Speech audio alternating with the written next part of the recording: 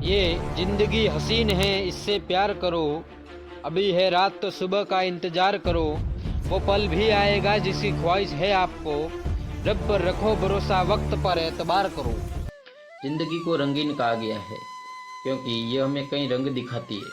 कभी जिंदगी में हंसना सिखाती है तो कभी रोना। कभी हम हद से ज़्यादा खुश होते हैं और कभी बेहद निराश। कई बार ऐसा होता है कि जी जान से मेहनत करने के बाद भी हमें वो नहीं मिलता जिसके हम हकदार होते हैं।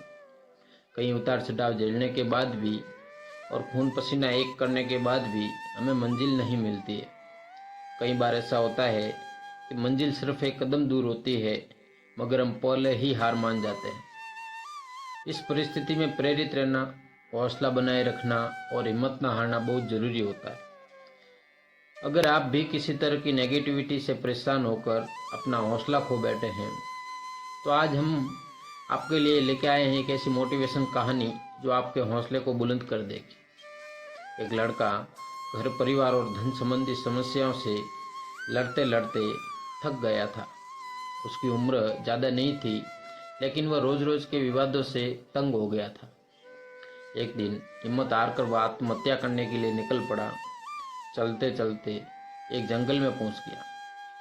जंगल में काफ़ी दूर चलने के बाद भी उसका मन शांत नहीं हुआ। जंगल बहुत ही घना था, वहाँ जंगली जानवरों का भी खतरा था। तभी उसे एक छोटी सी झोंपड़ी दिखाई दी। लड़के ने सोचा कि इस घने जंगल में झोंपड़ी बनाकर कौन रह रहा है। अपनी जिज्ञासा शांत करने के लिए वह लड़का झोंपड़ी की ओर बढ़ने लगा। झोंपड़ी के पास पहुंचा तो उसे एक संत दिखाई दिए। संत ध्यान की मुद्रा में बैठे थे और उसके चेहरे पर शांति और प्रसन्नता दिखाई दे रही थी। लड़का संत के पास ही बैठ गया। संत ने लड़के को देखा तो उसका परिचय पूछा।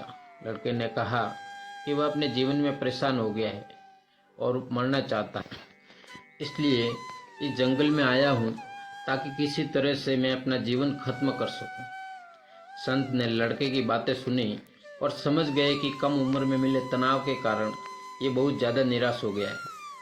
उन्होंने लड़के से कहा कि तुम्हें निराशा से बचना चाहिए। समस्या तो आती जाती रहेगी, समय एक सा नहीं रहता। संत ने लड़के को समझाने के लिए एक कहानी सुनानी शुरू की। संत बोले, एक छोटे बच्चे ने एक दिन अपने घर में एक बांस का और एक कैक्टस का पौधा अपने घर के आंगन में लगाया। उसका बागवानी का नया नया शौक था। बच्चा रोज दोनों पौधों की एक समान देखभाल करने लगा। रोज सुबह शाम पानी देता, धूप छांव में पौधों का ध्यान रखता। काफी समय बीतने के बाद कैक्टस का पौधा तो पनप गया लेकिन बांस के पौधे में कोई बदलाव नहीं दिख रहा था। बच्चा सोचता था कि कैक्टस तो पनप रहा है लेकिन ये बांस के पौधे को क्या हो गया है। बच्चा रोज ये बात सोचता लेकिन वह निराश नहीं हुआ और रोज दोनों ही पौधों की देखभाल करता रहा। थोड़ा और समय निकल गया लेकिन कैक्टस की तुलना में बांस के पौधे में संतोषजनक प्रगति नहीं दिख रही थी। बच्चा अपने मेहनत में लगा रहा। कुछ समय के बाद एक दिन बांस का पौधा पनप गया और कुछ ही दिनों में बांस का पौधा कैक्टस से भी बड़ा हो गया। संत ने उस निराश लड़के से आगे कहा कि बांस का पौधा पहले तो अपनी जड़ें मजबूत कर रहा था, इसलिए उसे पनपने में समय लगा, लेकिन वह बच्चा भी अपनी कोशिशों में पीछे नहीं हटा, निराश नहीं हुआ। हमें भी अपने जीवन में दो बातें ध्यान रखनी चाहिए। पहली बात तो ये कि हालत कैसे भी हो हमेशा पॉजिटिव रहें और धैर्य न छोड़ें।